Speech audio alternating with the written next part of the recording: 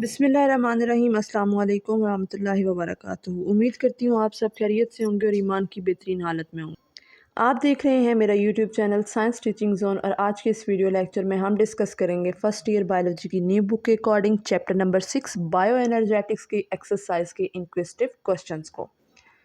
अगर आप मेरे चैनल पर न्यू हैं तो काइंडली मेरे चैनल को सब्सक्राइब कर लें और बेल आइकन को लाजमी प्रेस कर दीजिएगा ताकि हर नई आने वाली वीडियो का नोटिफिकेशन आप तक मिल सके। और अगर आपको वीडियोस पसंद आए तो इसे अपने फ्रेंड्स, अपने फेलोज़ और तमाम जानने वाले स्टूडेंट्स के साथ शेयर कीजिएगा ताकि वो भी इन वीडियो से फ़ायदा हासिल कर सकें। हमारे पास जो सबसे पहला क्वेश्चन है वो है कि why does cellular respiration release energy more efficiently then fermentation. सवाल का क्या मतलब है कि जो हमारे पास एनर्जी रिलीज़ होती है सेलुलर रिस्पायरेशन के ज़रिए वो ज़्यादा मौसर होती है बनिस्बत फर्मेंटेशन के अमल के ज़रिए। तो ऐसा क्यों होता है? वजह पूछ रहे हैं तो देखें, जो सेलुलर रिस्पायरेशन होती है उसमें ज़्यादा एफिशिएंट एनर्जी इसलिए रिलीज़ होती है क्योंकि सेलुलर रिस्पायरेशन के दौरान जो ग्लूकोज का मॉलिक्यूल होता है वो फुली ब्रेक डाउन होता है, मतलब उसकी कंप्लीट ब्रेक डाउन होती है और वो टूटता है किस में, कार्बन डाइऑक्साइड में, वाटर में, और टूटने से क्या निकलती है जी, एनर्जी एटीपी की फॉर्म में निकलती है। और सेलुलर रिस्पायरेशन में ग्लूकोज की कंप्लीट ऑक्सीडेशन होती है in the presence of oxygen, जबकि फर्मेंटेशन के अंदर ग्लूकोज की पार्शियल ब्रेकडाउन होती है और जो इसका एंड प्रोडक्ट होता है उसमें से सही से एनर्जी नहीं निकल पाती और वो वहीं पर क्या हो जाती है, स्टक हो जाती है। अब क्या होता है कि ग्लाइकोलाइसिस और क्रेब्स साइकिल के दौरान NADH और FADH प्रोड्यूस होते हैं और ये अपनी जो ये दोनों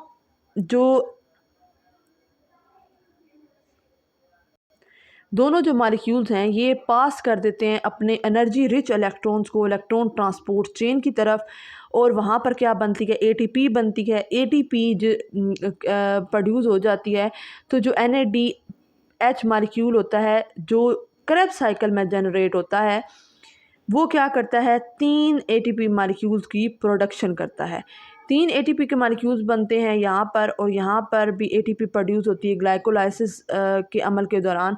तो इसे क्या कहा जाता है, फॉर्मेशन ऑफ ATP को कीमियो ऑस्मोसिस कहा जाता है। ग्लाइकोलाइसिस का जो रिएक्शन होता है वही कहाँ पे हो रहा होता है, साइटोप्लाज्म में। और जो NADH प्रोड्यूस होता है क्रेब्स ग्लाइकोलाइसिस के दौरान इसने ट्रांसपोर्ट होना होता है माइटोकॉन्ड्रियल मेम्ब्रेन में। तो जब इसने साइटोप्लाज्म से माइटोकॉन्ड्रिया की तरफ आना होता है तो पर एक NADH मॉलिक्यूल ने अगर आना हो तो वो एक ATP का मॉलिक्यूल यूज़ करती है। इसलिए हर NADH का जो मॉलिक्यूल होता है ग्लाइकोलाइसिस में ये प्रोड्यूस करता है 2 ATP। वैसे तो हमने कहा था ना 3 ATP मॉलिक्यूल प्रोड्यूस करता है, लेकिन यहाँ पे अब 2 क्यों आया, क्योंकि एक NADH के मॉलिक्यूल ने इस्तेमाल कर लिया। तो फाइनल बैलेंस शीट में हम 3 की बजाय 2 ATP के मॉलिक्यूल्स को काउंट करते हैं। NADH की बात होगी, अब आ जाते हैं FADH मॉलिक्यूल पर। FADH मॉलिक्यूल्स क्या करता है, 2 ATP मॉलिक्यूल बनाता है। इस तरीके से क्या होता है, एरोबिक ऑक्सीडेशन जो होती है ग्लाइकोलाइसिस की वो हमें नेट ATP कितनी देती है, 36 देती है। अब ग्लाइकोलाइसिस के दौरान ये हम पढ़े थे ऑक्सीजन की मौजूदगी में जो होती है। अब जो एब्सेंस ऑफ ऑक्सीजन में होती है इसकी ऑक्सीडेशन, यहाँ पर सिर्फ 2 ATP के मॉलिक्यूल्स जनरेट होते हैं। इसलिए एरोबिक ऑक्सीडेशन क्या है, 18 टाइम्स मोर एफिशिएंट होती है than the anaerobic respiration. Next question है हमारे पास कि why is the conversion of glucose into ATP during cellular respiration considered a more efficient use of energy than burning glucose directly. कि जो हम glucose को कन्वर्ट करते हैं ATP के अंदर सेलुलर रिस्पायरेशन के दौरान, इसको ज़्यादा एफिशिएंट यूज़ ऑफ एनर्जी क्यों माना जाता है, किसकी बनिस्बत, ग्लूकोज को डायरेक्टली जलाने की बनिस्बत। तो देखें, जब हम ग्लूकोज को कन्वर्ट करते हैं ना ATP के अंदर सेलुलर रिस्पायरेशन में, इसको इसलिए ज़्यादा एफिशिएंट माना जाता है डायरेक्टली ग्लूकोज को बर्न करने की बनिस्बत, क्योंकि ये अलाउ करती है कि कंट्रोल्ड रिलीज और storage of energy in a useful form, कि कि कंट्रोल मेथड में रहकर हम देख सकें कितनी एनर्जी रिलीज़ होनी है, कितनी जो है स्टोर होनी है, और हम उसको अपने यूज़ के लिए कैसे रख सकते हैं। अब सबसे पहले आप कंट्रोल एनर्जी रिलीज़ को देखें। जो सेलुलर रिस्पायरेशन होती है उसके अंदर ग्लूकोज की ब्रेक डाउन होती है इन सीरीज़, मतलब स्टेप बाय स्टेप होती है, और हर स्टेप में एंजाइम इन्वॉल्व होता है। अब ग्लाइकोलाइसिस, फिर क्रेब्स साइकिल, फिर इलेक्ट्रॉन ट्रांसपोर्ट चेन, फिर जाके क्या होता है, इसकी कंप्लीट ऑक्सीडेशन होती है। तो ये सारे स्टेप क्या करते हैं, अलाउ करते हैं सेल को कि वो आहिस्ता आहिस्ता करके सारी की सारी एनर्जी उसमें से कैप्चर कर लें। अगर हम इसका मुआवजा करें बर्निंग ग्लूकोज डायरेक्टली के साथ, जलाएं अगर हम उसको डायरेक्टली, तो इससे क्या होता है, तमाम की तमाम एनर्जी एक ही वक्त में एक ही बार रिलीज़ हो जाती है हीट की फॉर्म में, while which is mostly lost, जिसमें से एनर्जी बहुत ज़्यादा तो लॉस्ट हो जाती है और वो फिर बायोलॉजिकल वर्क के लिए यूजेबल होती नहीं है। एटीपी प्रोडक्शन देखें तो सेलुलर रिस्पायरेशन के अंदर ग्लूकोज से जो एनर्जी होती है उसको एटीपी के फॉर्म में स्टोर कर लिया जाता है। जब सेल को ज़रूरत होती है, एटीपी की सेल को क्यों ज़रूरत होती है, अपने पावर प्रोसेसेस में इस्तेमाल करने के लिए, लाइक अगर उसने कॉन्ट्रैक्शन करनी है, मसल कॉन्ट्रैक्शन या एक्टिव ट्रांसपोर्ट करनी है, तो इसके लिए इसको ज़रूरत होती है। जबकि बर्निंग अगर ग्लूकोज को वैसे डायरेक्टली जला दिया जाए तो ये एटीपी प्रोड्यूस नहीं करता, क्योंकि ये तो हीट की फॉर्म में एनर्जी को लॉस्ट कर देता है। उसके अलावा less energy wastage as heat, जैसे अगर हम कंबस्चन के अमल के ज़रिए ग्लूकोज को करते हैं तो वो फ़ौरन सारी हीट के ज़रिए एनर्जी लॉस्ट हो जाएगी, लेकिन जब हम सेलुलर रिस्पायरेशन के दौरान ग्लूकोज को एटीपी में कन्वर्ट करते हैं तो इसमें हमारी एनर्जी वेस्ट नहीं होती। Bye capturing energy in chemical bond of ATP, अगर हम एनर्जी को कैप्चर करते हैं एटीपी के फॉर्म में, तो रिस्पायरेशन मिनिमाइज हीट लॉस, को रिस्पायरेशन के अंदर कम से कम हीट का लॉस होता है, जबकि कंबस्चन के अंदर तमाम की तमाम हीट एनर्जी जो होती है वो हीट की फॉर्म में लॉस हो जाती है, जो इसको इनएफिशिएंट बना देती है पावरिंग लाइफ प्रोसेसेस।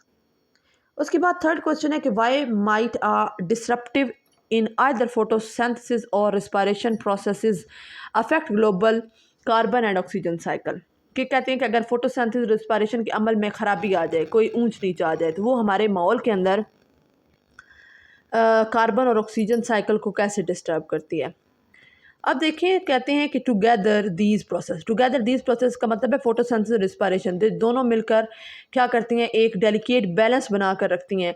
फोटोसिंथेसिस क्या करता है, कैप्चर करता है और स्टोर करता है एनर्जी को, मतलब कार्बन को ये लेता है, जबकि रिस्पायरेशन क्या करती है, कार्बन को रिलीज़ करती है। जब हम सांस लेते हैं तो ऑक्सीजन अंदर लेके जाते हैं, कार्बन डाइऑक्साइड बाहर लेके जाते हैं ना, और पौधे फोटोसिंथेसिस के अमल के जरिए क्या करते हैं, कार्बन अंदर लेके जाते हैं, oxygen as a by product release करते हैं।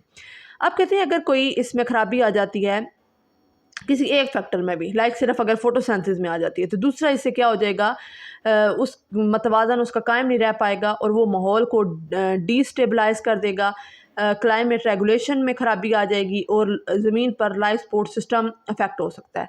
This would significantly affect the global carbon and oxygen cycle. इससे फिर क्या होगा, हमारा जो माहौल के अंदर कार्बन और ऑक्सीजन साइकिल चलता है ये भी अफेक्ट होगा। क्यों? क्योंकि ये दोनों प्रोसेसेस जो हैं बहुत ज़्यादा अहम रोल प्ले करते हैं। ये दोनों ऑर्गेनिज्म और एटमॉस्फेयर के दरमियान एलिमेंट्स को एक्सचेंज करते हैं। अब देखिए फोटोसिंथेसिस को, तो फोटोसिंथेसिस के अंदर photosynthesis remove carbon dioxide from the atmosphere, मतलब माहौल से ये क्या करता है, लेता है कार्बन डाइऑक्साइड को और माहौल को देता क्या है, ऑक्सीजन देता है। अब कहते हैं अगर फोटोसिंथेसिस का अमल कम हो जाए, जैसे मतलब अगर हम जंगलात का कटाव कर देते हैं या पोल्यूशन की वजह से या आबो हवा चेंज होने की वजह से, तो फिर पौधे कम कार्बन डाइऑक्साइड लेंगे, जिसकी वजह से कार्बन डाइऑक्साइड माहौल के अंदर ज़्यादा हो जाएगी, तो उससे ग्लोबल वार्मिंग होगी, हमारा माहौल गर्म होता जाएगा। जब लेगा कम कार्बन डाइऑक्साइड तो ऑक्सीजन देगा भी कम। इससे क्या होगा, हमारे वो वाले ऑर्गेनिज्म जो ऑक्सीजन पर डिपेंड करते हैं वो अफेक्ट होंगे। दूसरी तरफ अगर रिस्पायरेशन देखें, जो कि पौधों के अंदर, एनिमल्स के अंदर, माइक्रोब्स के अंदर होती है, ये क्या करते हैं, ऑक्सीजन को लेते हैं और कार्बन डाइऑक्साइड रिलीज़ करते हैं। अगर रिस्पायरेशन में कोई भी खराबी आती है किसी भी इन्वायरमेंटल चेंज की वजह से या बहुत ज़्यादा पॉपुलेशन किसी ऑर्गेनिज्म की मर जाती है, तो जो कार्बन डाइऑक्साइड और ऑक्सीजन का एटमॉस्फेयर में बैलेंस होता है वो डिस्टर्ब हो जाएगा और ये हमारा जो माहौल होगा वो बिल्कुल इससे इफ़ेक्ट हो जाएगा। साइकिल ही इसके ख़राब हो जाएंगे, हर चीज़ की कमी हो जाएगी, हर चीज़ डिस्ट्रप्टिव हो जाएगी।